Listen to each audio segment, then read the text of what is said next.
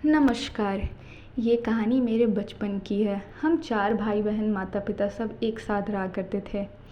हम सभी खुशी से रहते थे। हमारे खुश होने का कारण ये नहीं था क्योंकि हमारे पास सभी सुविधाएं थी, बल्कि कारण ये था कि हम सभी अपने जीवन से संतुष्ट थे। मेरे पिताजी जमींदार के बेटे थे। उन्हें गांव में बहुत अच्छा लगता था। वो नौकरी भी करते थे, परंतु उन्हें नौकरी छोड़नी पड़ी। कारण ये था कि सभी भाई नौकरी करते थे, तो गांव में खेती का काम कौन करता। इस वजह से मेरे पिताजी को ये काम संभालने को बोला गया। क्योंकि मेरे पिताजी को इन कामों में दिलचस्पी भी थी, इसी कारण उन्हें नौकरी छोड़ ये काम करा। हमारा पालन पोषण सब गांव में ही हुआ था। गांव था पर हमारे घर शहर से कम नहीं थे, क्योंकि मेरी माँ प्राथमिक विद्यालय की अध्यापिका थी। मेरी माँ प्राथमिक विद्यालय की प्रधान अध्यापिका थीं।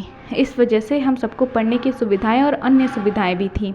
मेरी माँ सामान्य महिलाओं से अलग थीं, क्योंकि उनके संस्कार बहुत अच्छे और ऊंचे हुआ करते थे। मेरी माँ बहुत संस्कारी थीं। उन्हें हर क्षेत्र का ज्ञान था। उन्हें भगवान में अत्यधिक विश्वास था। मेरे पिताजी को भी भगवान में बहुत विश्वास था। वो दोनों लोग दान पुण्य भी करते थे। सबको ज्ञात होगा कि उस ज़माने में पैसे की कितनी कमी हुआ करती थी सबके घर में। उसमें भी हमें पढ़ाना, हमारा पालन पोषण करना सब कठिन था। लेकिन उतने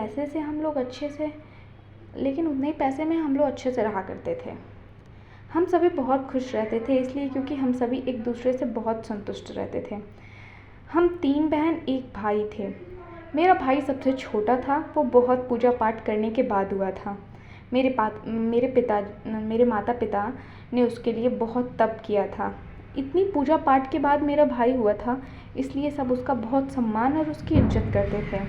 सभी उससे बहुत प्यार करते थे, उसको बहुत माना करते थे।